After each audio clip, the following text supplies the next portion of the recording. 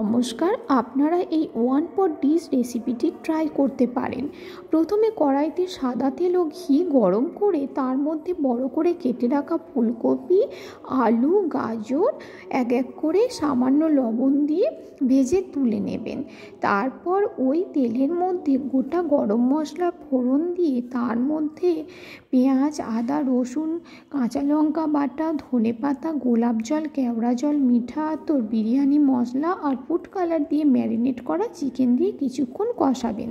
তারপরে তার মধ্যে ফেটানো টক দই ও বিরিয়ানি মশলা দিয়ে সেদ্ধ করা সয়াবিন ও ভেজিসগুলি দিয়ে কষিয়ে জল দিয়ে ঢাকা দিয়ে দেবেন।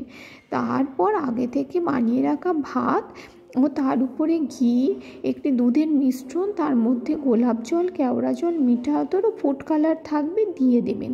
তার উপর থেকে গোলমরিচ গুঁড়ো, বিরিয়ানি মশলা, গরম মশলা অ্যাড করে 10